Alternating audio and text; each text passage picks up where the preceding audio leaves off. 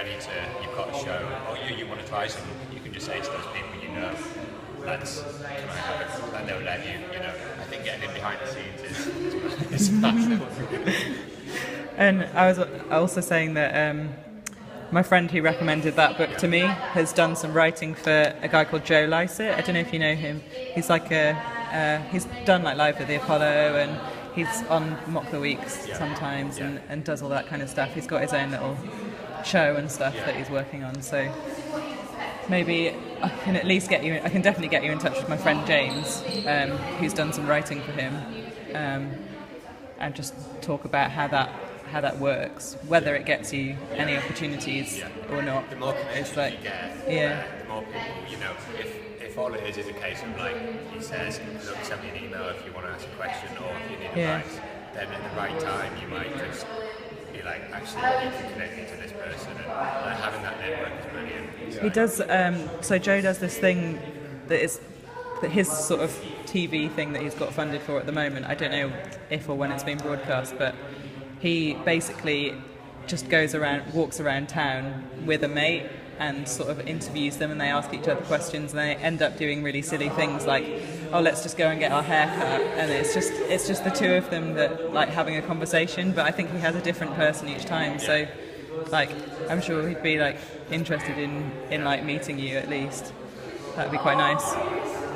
Yeah, I think that building up the network just takes time. You want to see it as like years. You don't see it as like it instantly happens. And if you start slowly working, like if this is a festival at the moment, there's a video game festival in London, and I'm going to help just set it up.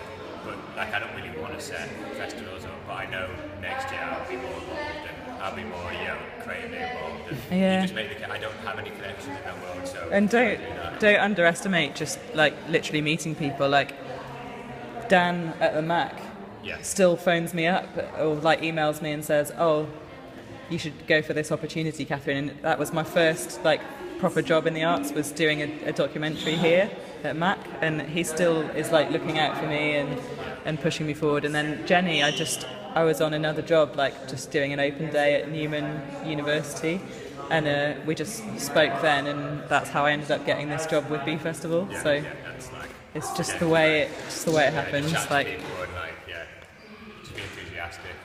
Don't be a dickhead. It's really simple, really.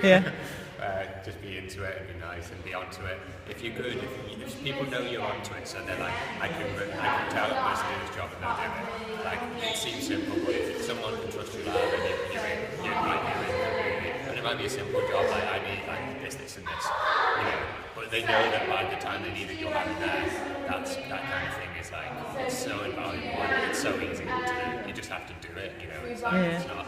And then you add on top of that the fact that you have creative skills and you have all these things you do, then it's, you know, but quite often they come second in getting work. You know, you'll get work for the other stuff, and then you end up doing the more creative things, or, you know, you get more opportunities from doing that other stuff. Yeah.